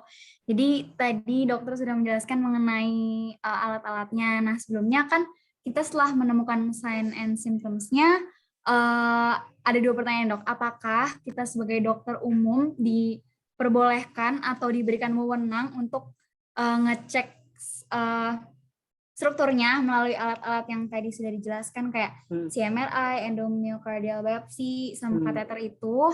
Kemudian pertanyaan kedua, apakah dokter umum berwenang atau bisa diberikan wewenang untuk mendiagnosa heart failure, dan kalau misalnya udah ini pertanyaan ketiga, Dok, punten. Kalau udah terdiagnos, kita ngasih obat dulu atau langsung dirujuk saja, Dok? Karena tadi dokter sempat menyebutkan kalau kita kasih obat 2-4 bulan, kemudian baru dirujuk kan ya, Dok? Ya, terima kasih banyak, Dok, sebelumnya. Oke, terima kasih Dwina, pertanyaannya luar biasa. Semoga saya ingat ya dari 3 pertanyaan itu, banyak banget. Oke, kalau untuk ekokardiografi dengan MRI, memang itu sifatnya lebih membutuhkan keahlian khusus ya. Jadi memang untuk ekokardiografi butuh kardiologis atau radiologis, kemudian MRI pun begitu. Jadi ini yang saya sarankan untuk Dwina dan teman-teman nanti kalau misalnya menjadi dokter umum. Gimana sih caranya saya, Dok, sebagai dokter umum mendiagnosis heart failure? Ini alur yang berwarna biru ini yang tadi saya bilang. Jadi kalau pasiennya Dwina curiga, oh ada sesak nafas dengan typical symptoms, aku curiga deh ini kayaknya heart failure gitu ya misalnya ya. Ini kan kalian akan belajar ya, sign and symptoms of heart failure, itu kalian akan bolak-balik diajarin. Begitu kalian suspected, lalu kalian lihat, oh iya ya, pasien ini berhak nggak mengalami heart failure? Artinya pasien mana yang harus kita cari untuk mengalami heart failure? Pasien dengan koroner, pasien dengan hipertensi, pasien dengan misalnya pasca melahirkan, itu ada yang mengalami heart failure. Kemudian pasca mendapatkan obat-obatan kemo, itu juga bisa mengalami heart failure. Jadi kalau kalian punya pasien dengan kecurigaan heart failure, kemudian kalian mendapatkan dari clinical history-nya betul, dia ada ke arah sana, lalu kalian dapatkan sign-nya juga dari pemeriksaan fisik, oh oke, sign-nya ternyata jelas nih, gitu, ada ke arah heart failure, kalian lakukan EKG. EKG bisa di klinik tuh, ya, EKG. Dilihat EKG-nya. Nanti kalian kan kalau udah jadi dokter umum akan jago sekali EKG itu, ya. Dan sekarang sudah ada banyak kursus EKG dilihat. Oh, EKG-nya abnormal nih. Oke, next-nya adalah saya ingin dapat nih bukti objektif lainnya. Cek NT-proBNP. Ya, natriuretic peptide itu sebenarnya. Kita mendiagnosis natriuretic peptide. Jadi NT-proBNP ini dia akan meningkat pada kondisi-kondisi heart failure. Ya. Nah, jadi kalau kalian lihat NT-proBNP-nya meningkat, oh ini kemungkinan terbesar heart failure. Saya harus refer nih ke kardiologis untuk akhirnya dilakukan pemeriksaan yang tadi, echo, MRI, dan lain sebagainya. Jadi kalau buat adik-adik, termasuk Dwina nih, nanti kalau udah praktek, ini pegangannya. Ini pegangannya. Jadi kalau misalnya punya EKG dulu, cek NT-proBNP, atau mau chest X-ray dulu juga nggak apa-apa. Setelah kalian pikir, kayaknya kalau NT-proBNP-nya, kalau EKG-nya normal, NT-proBNP-nya pun normal, oh ini nggak heart failure nih, ngapain saya rujuk kardiologis gitu. Lebih baik nggak usah saya rujuk. Tapi begitu dia NT-proBNP-nya naik, harus berpikir, oh ya ini kemungkinannya heart failure nih. Oke deh, saya refer ke kardiologis untuk dilakukan pemeriksaan lebih lanjut. Nah, seperti itu. Jadi, posisi kalian adalah seperti itu. Ya, itu satu. Lalu yang kedua, jadi otomatis endomyocardial biopsy dan segala macam itu adalah dari heart failure, dari kardiologis ya, dan harus mendalami subspesialisasi tertentu juga, termasuk salah satunya subspesialisasi ke arah heart failure. Gitu. Baru bisa melakukan endomyocardial biopsy dan kateterisasi jantung. Jadi kalau kardiologis kebanyakan juga tidak bisa melakukan itu, jadi itu ada sekolah lagi Jadi udah kardiologis harus sekolah lagi gitu, baru bisa melakukan itu. Begitu. Oke, terus apa lagi ya Dwina ya? Saya lupa tadi. Tadi sebenarnya sudah terjawab sih dok. Kita Oke. dokter umum boleh ngediagnosa Ya, heart boleh. failure gitu. Ya, boleh asal itu alurnya sampai situ. Gitu. Oke. Sip. Semoga lumayan ya Oh iya, tercerahkan. iya baik dok. Oke. Berarti punten izin bertanya sedikit. Jadi boleh ya dok langsung kalau udah terdiagnos nih, berarti kita langsung rujuk aja kali ya Ya, ke kardiologis. betul. Jadi nggak Boleh. dikasih obat dulu dok. Enggak, nah itu kalau mau dikasih obat, boleh dikasih obat ya. Obat awal itu boleh. Kalian misalnya memberikan obat yang bersifat symptomatic relief. Jadi menghilangkan keluhan saja. Misalnya, saya sesak dok, saya curiga heart failure nih, tanda kongestifnya jelas ya. Jadi kasih aja diuretik dulu. Lalu kalau ada tensi tinggi, turunkan tensinya. Begitu. Setelah itu rujuk ke kardiologis. Karena nanti treatment yang tadi saya sebutkan itu semuanya, itu harus berdasarkan pemeriksaan ekokardiografi dulu. Gitu.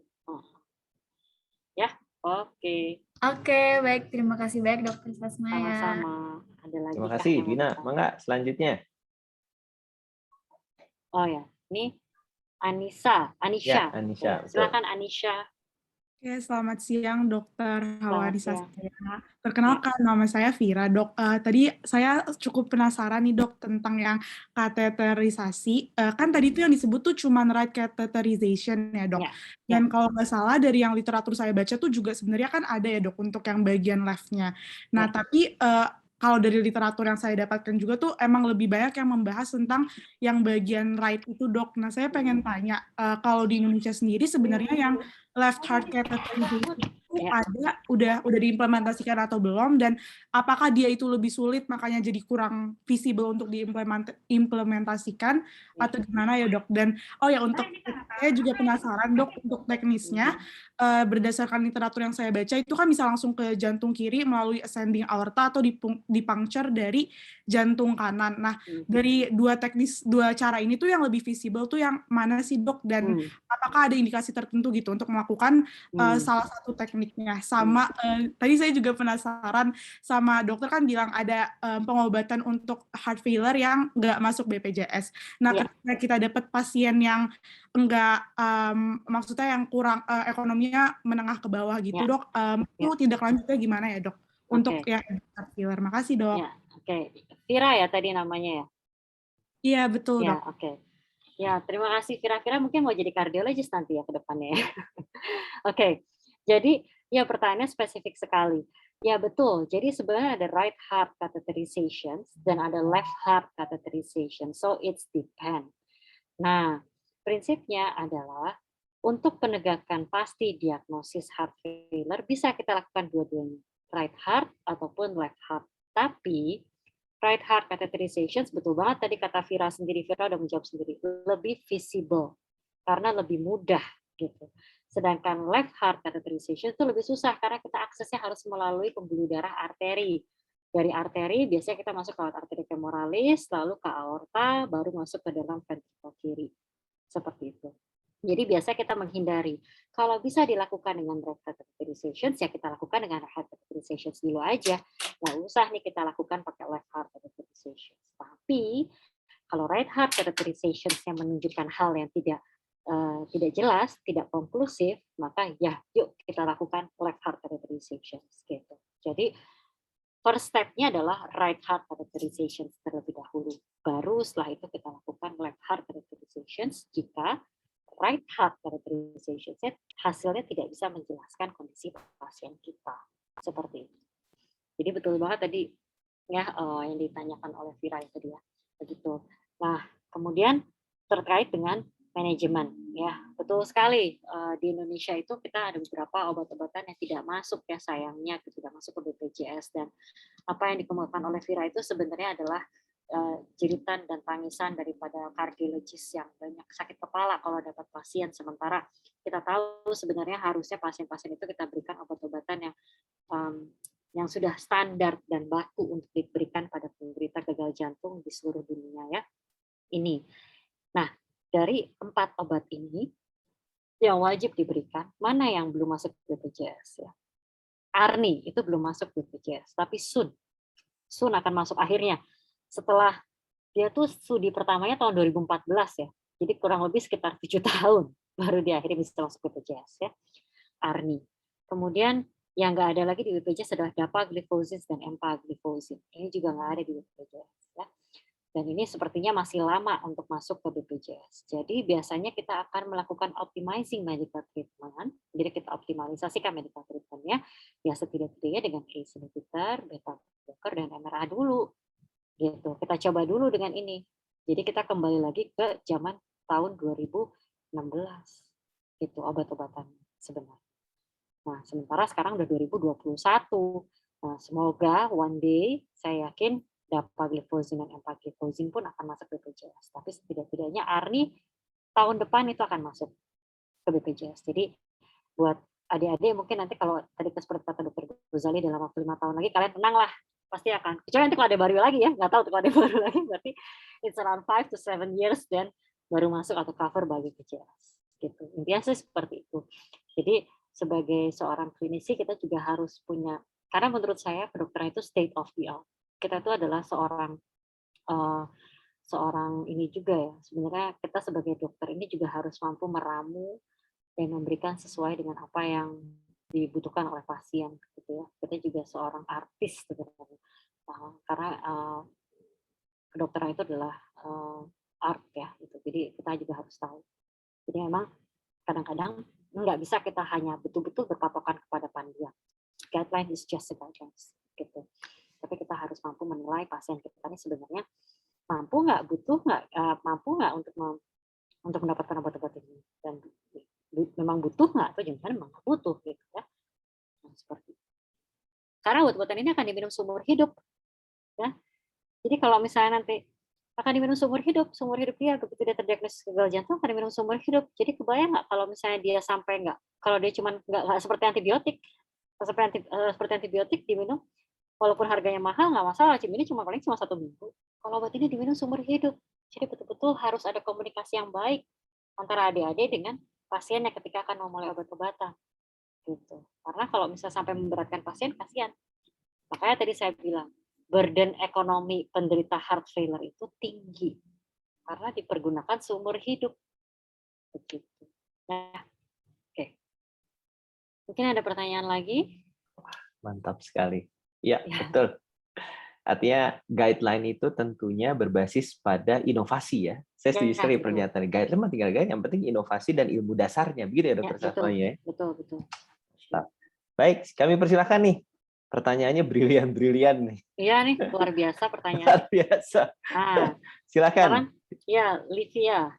Silakan Livia. Baik, sebenarnya terima kasih banyak Dr. Hawani dan juga Dr. Ghazali buat kesempatannya. Saya salam kenal Dok, nama saya Livia. Apakah suara saya terdengar? Karena di sini koneksinya sangat buruk Dok, punten. Terdengar dengan baik. Baik, terima kasih Dok. Mungkin di sini juga sama seperti teman-teman yang lain, ini untuk mengajukan kurang lebih 3 pertanyaan ya Dok. Untuk pertanyaan yang pertama, tadi dokter sempat mention nih kalau misal kita itu ketika melakukan sebuah intervensi itu lebih baik lebih dini sebagai tujuan utama kita.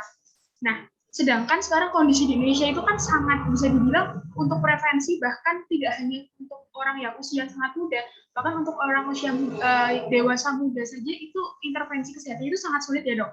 Nah, apakah memungkinkan apabila kita di SUN nanti dilakukan intervensi oleh Indonesia itu dari tingkat gen? Karena dari achievable dan juga dari jumlah, bahkan karena kan kita mengingat bahwa kalau misal dari jumlah penyakit yang berbahaya itu kan tidak hanya dari sisi kardiovaskular saja Dok. Seperti TBC itu kan juga jadi salah satu concern. Nah, apakah hal tersebut memungkinkan untuk dilakukan? Kemudian yang kedua, terkait intervensi ini tadi sedikit berkaitan dengan pertanyaan dari Bu Ina, tapi di sini Livi izin untuk menanyakan seberapa besar sih intervensi maksimal yang bisa dilakukan oleh seorang dokter umum kepada pasien dengan kardiovaskular khususnya heart failure. Dan yang terakhir Dok, terkait tadi yang dokter sampaikan dan juga slide-nya sudah ditampilkan di sini, ada 5 jenis obat yang bisa ditawarkan kepada pasien secara langsung dan diberikan dalam waktu kurang lebih 1 bulan. Nah, apakah nanti akan ada reaksi-reaksi dari semua obat tersebut? Apalagi ketika saat ini kan kita ada di pandemi COVID nih Dok.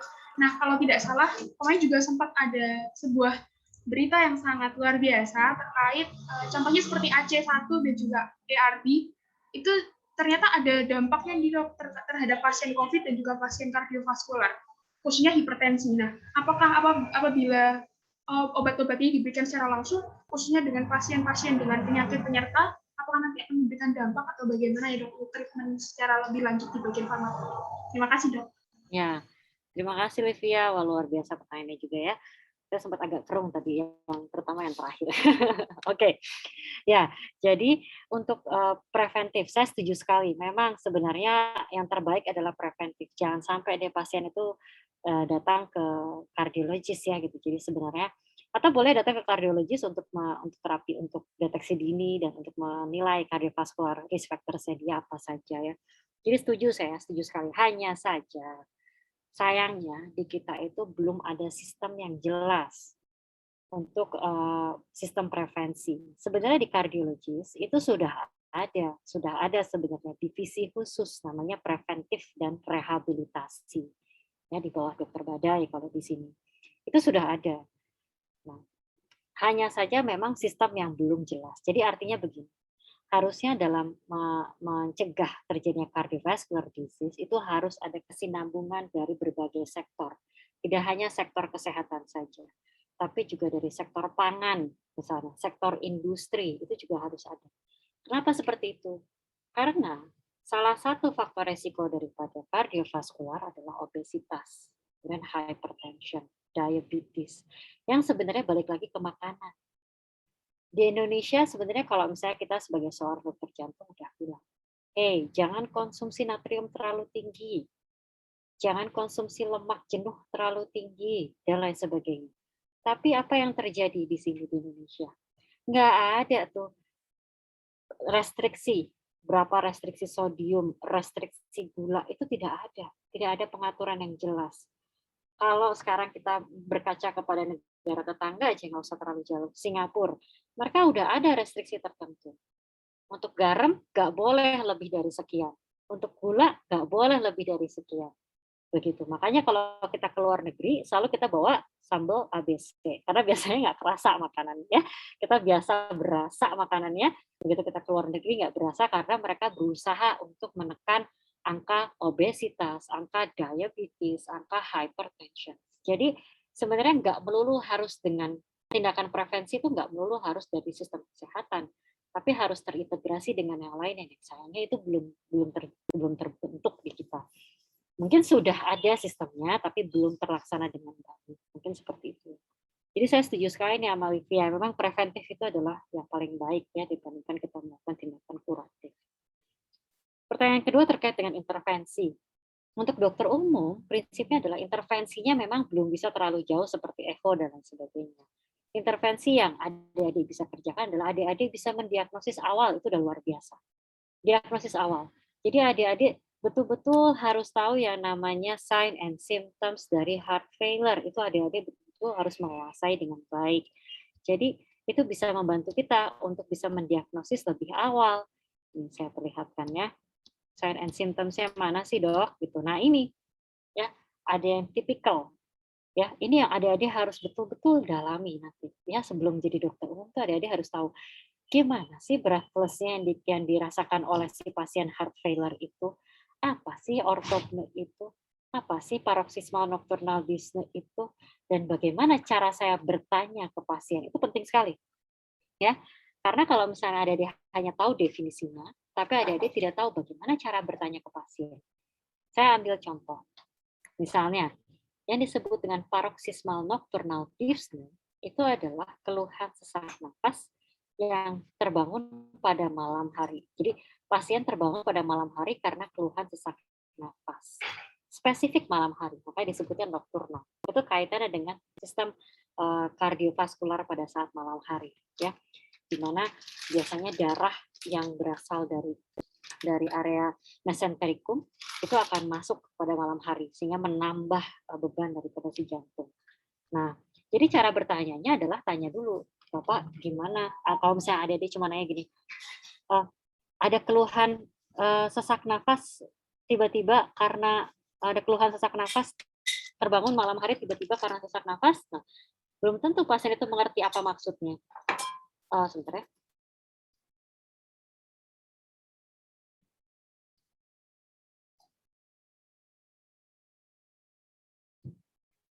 Jadi jadi harusnya ditanyakan seperti ini, Bapak malam hari tidurnya gimana? Nyenyak nggak? Gitu. Jadi kita buat pertanyaan yang sifatnya lebih secara holistik. Nanti pelan-pelan pasien itu bisa kita dapatkan keluhan yang kita harapkan. Jadi itu yang paling penting. Adik-adik harus betul-betul mendalami anamnesis. Karena percaya nggak percaya, anamnesis itu sudah bisa mendiagnosis 80, sudah bisa membantu penegakan diagnosis sebesar 80%. 20%-nya bisa tinggal menyusul begitu dari pemeriksaan-pemeriksaan lainnya. Ya, jadi itu penting sekali. Oke.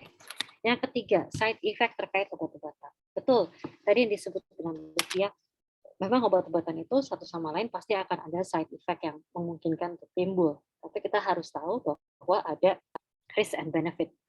Jadi sebagai seorang klinisi, kita harus mampu menimbang lebih baik benefitnya atau lebih tinggi risk. Gitu. Once dia lebih banyak benefitnya, jadi the benefit outweigh the risk, give it. Tapi if the benefit underweight the risk, don't give it. Itu yang perlu kita pertimbangkan.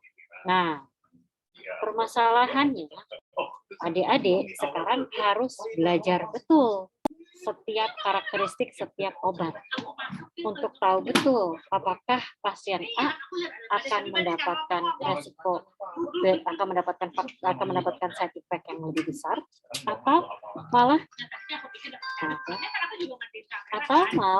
dia akan mendapatkan benefit yang lebih besar, gitu ya. Itu adalah hal-hal yang harus kita timbang dan pilih-pilih. Untuk tahu itu, maka adik harus tahu betul obat yang kita pergunakan apa, bagaimana cara kerjanya, bagaimana side effect itu. Jadi adik ini harus tahu tadi dari analisis, pemeriksaan fisik, dan obat-obatan yang akan dipakai. Itu tujuan utama kalian untuk punya pegangan yang baik pada saat nanti akan praktek sebagai dokter. Oke. Nah, seperti tadi dikemukakan terkait dengan COVID-19, betul. Ada yang menyebutkan bahwa ACE inhibitor akan meningkatkan resiko komplikasi ya pada pasien yang diberikan ACE inhibitor. Karena masalahnya COVID itu dia berikatan dengan ACE reseptor. Nah, tapi ternyata dari studinya, untungnya sekarang udah ada studi. Dulu ini banyak sekali berkembang, itu istilahnya kalau kita di kedokteran sebelum ada studi-studi itu berarti hipotesis. Banyak berkembang suatu hipotesis. Nah, sekarang sudah bisa terjawab dengan studi-studi yang ada bahwa sebenarnya tidak ada hubungan. Ya, jadi pasien yang memang COVID, pasien heart failure terkena COVID, lanjutkan semua obat. Karena saya sudah banyak pasien-pasien seperti itu diberikan juga tidak ada masalah, bahkan dia lebih baik kondisi. Gitu. Ya begitu sih. Oke, Livia, thank you. Sangat menjawab. Terima kasih banyak, Dokter. Ya, sama-sama. Oke. Bagaimana? Apakah masih ada pertanyaan? Lumayan juga ya kalian ya, hebat juga pertanyaan-pertanyaannya. Semoga nanti one day ada yang mau jadi meneruskan untuk ventricular assist device yang bergabung dengan saya, ventricular assist device, heart transplant. Kayak orang jualan saya jadinya. Tapi saya betul-betul butuh jiwa-jiwa muda untuk membantu mengembangkan ini ya. Kita sudah tertinggal yang tadi ya. Sebenarnya ini sengaja saya buatkan slide ini khusus karena saya butuh jiwa-jiwa muda seperti kalian untuk mau belajar. Dan nggak bisa belajar di Indonesia, memang kita harus belajar keluar untuk mengembangkan heart failure ini. Karena di Indonesia kita juga belum ada, jadi kita harus belajar keluar untuk mengambil dan mengadopsinya di Indonesia sebisa mungkin. Jadi kalau kalian ada dan tertarik, jadi nggak hanya melihat di Grey's Anatomy, tapi kalian betul-betul melakukannya. Ini ya, jadi ini yang sengaja kenapa saya tampilkan betul-betul masalah heart transplant dan sebagainya. Jadi kita itu sudah tertinggal 75 tahun untuk heart transplant, dan ventricular assist device kita sudah tertinggal 61 tahun. Jadi ini adalah kita harus mencoba untuk mengejar, gitu ya. Tapi saya yakin one day kita akan bisa. Selain tentu saja kita harus menggalakkan tindakan preventif. Tapi preventif ini untuk sementara ini saya sudah berikan kepada rekan saya di divisi lain.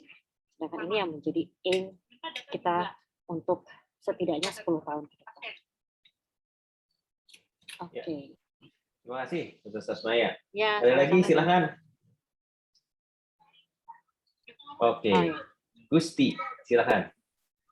Terima kasih, Dok. Assalamualaikum warahmatullahi wabarakatuh. Selamat siang, Dr. Sari. Terima kasih. Perkenalkan, nama saya Santi. Dan di sini saya izin bertanya, Dok. Tadi kan sudah dijelaskan mengenai bagaimana banyak sekali ya manajemen untuk penyakit jantung, terutama yang stadium akhir yang jadi concern. Apalagi katanya kita ketinggalan jauh sekali ya, Dok, ya ternyata ke 10 tahun nih.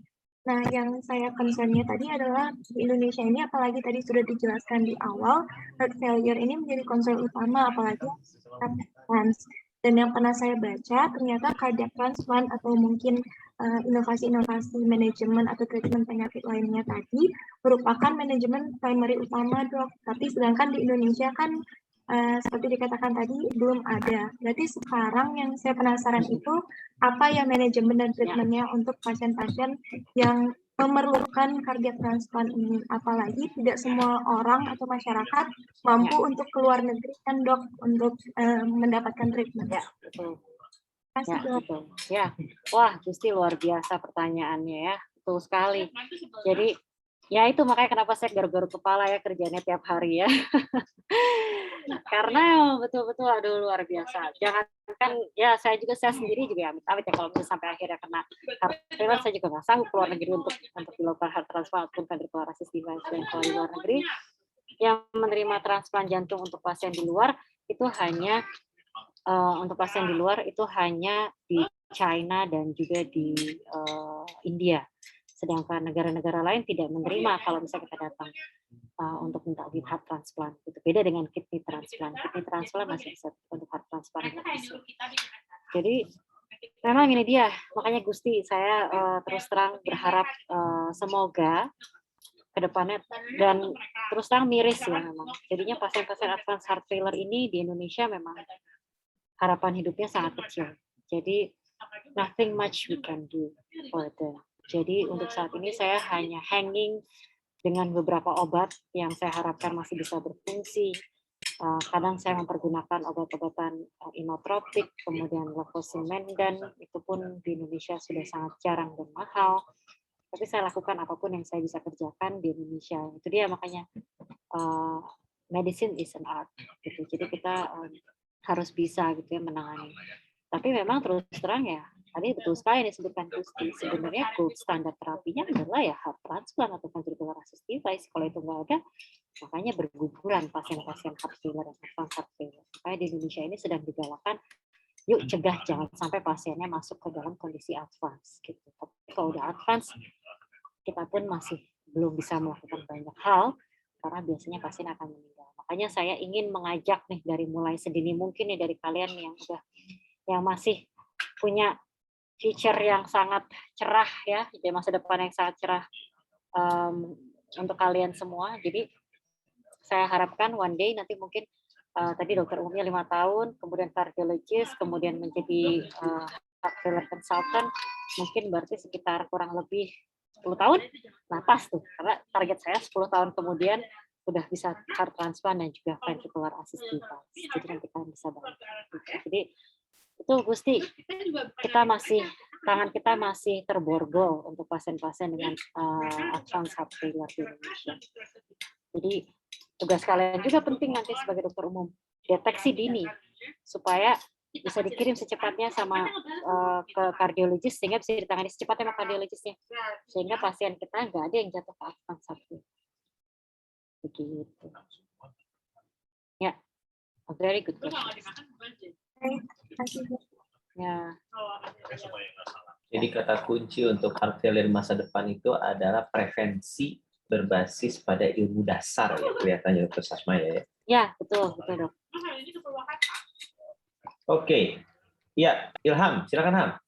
Ya, mangga. Baik, hatur nuhun, selamat siang Dr. Ghazali sama Dr. Hawani. Nah, terima kasih atas kesempatannya. Perkenalkan nama saya Ilham Isdihar. Nah, saya di sini izin bertanya, untuk pasien-pasien yang memiliki heart failure sendiri, apakah treatment-treatmentnya sendiri itu hanya terbatas di palliative care, atau sebenarnya ada treatment-treatment yang bertujuan buat mengembalikan fungsi jantung ke awal, contohnya seperti terapi-terapi mungkin yang bisa meningkatkan regenerasi dari si sel jantung tersebut gitu. Oke, ya terima kasih Ilham. Pertanyaannya juga luar biasa ya. Sayangnya kalau pasien sudah mencapai advance, obat-obatan ini udah nggak berperan.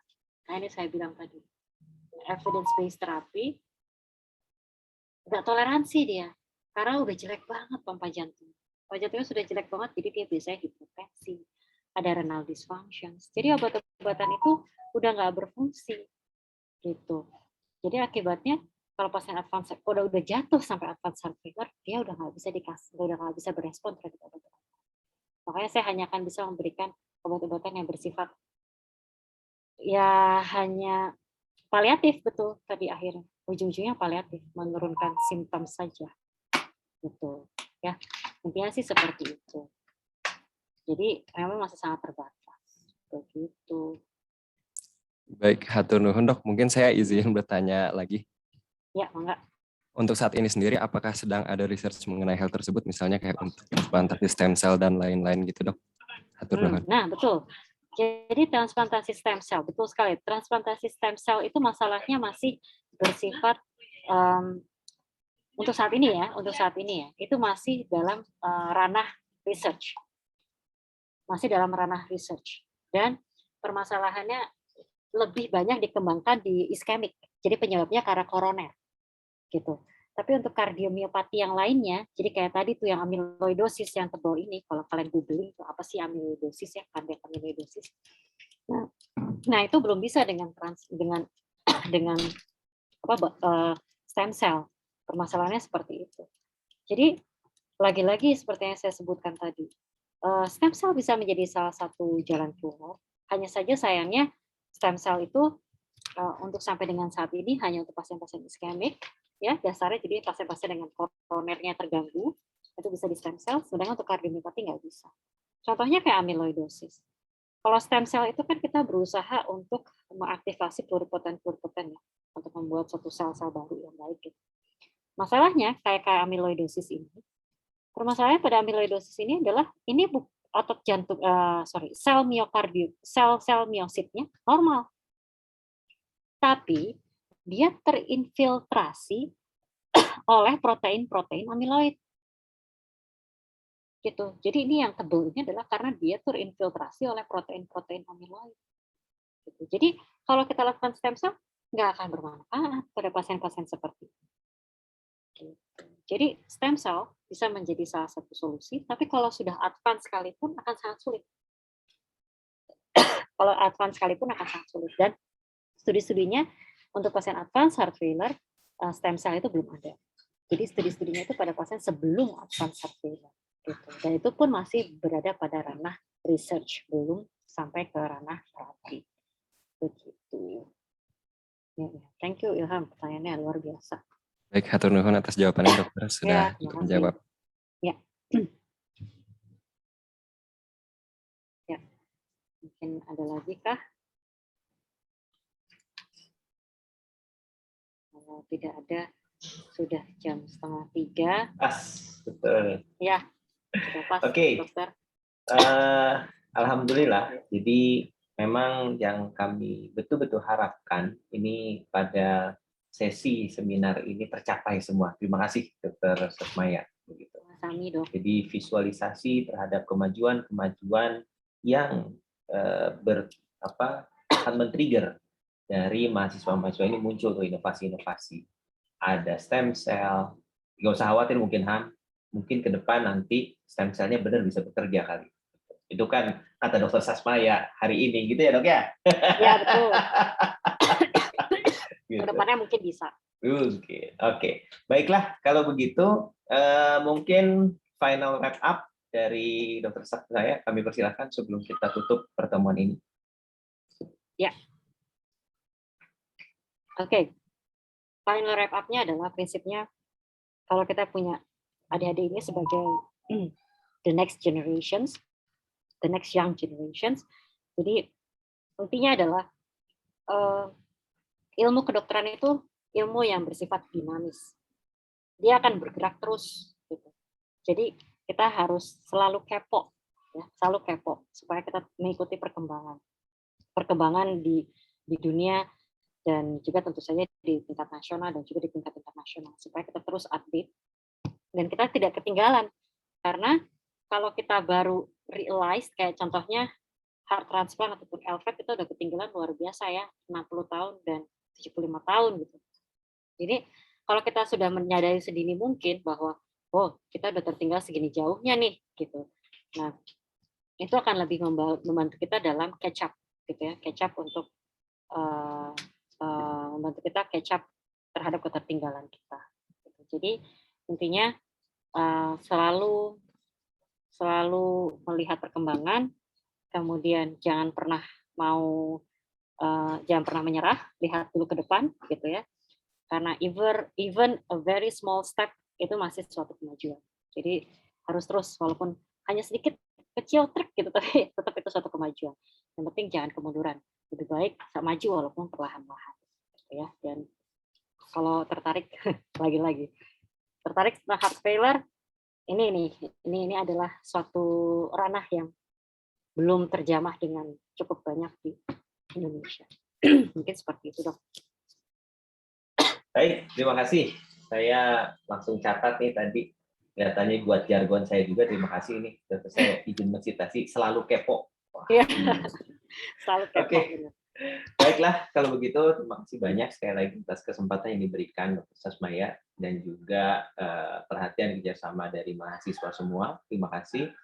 Mudah-mudahan apa yang disampaikan ini betul-betul men-trigger kepo untuk mendalami, sebelum mendalami terus memahami ya hal ilmu kedokteran dari mulai dasar sampai dengan klinik. Karena jangka pendek itu adalah jadi dokter umum, berarti kapasitas untuk mendiagnosis. Apalagi tantangan terbesar adalah ilmu itu terlalu berkembang terus. Oke. Baik, selanjutnya adalah ya kami mohon izin untuk menutup pertemuan ini dan juga sekaligus nanti mungkin kami per jalur pribadi akan memohon persetujuan pada Dr. Sasmaya untuk bisa kami mendapatkan materi untuk kami posting nanti di Learning Management System. Dan juga rekaman ini juga akan kami simpan di Learning Management System di Lift 4 begitu untuk tentunya untuk mahasiswa FK Unpad sendiri. Baik, terima kasih. Saya izin menutup pertemuan ini. Assalamualaikum warahmatullahi wabarakatuh. Selamat siang. Hatur nuhun, Dr. Sasmaya. Ya, sampai-sampai.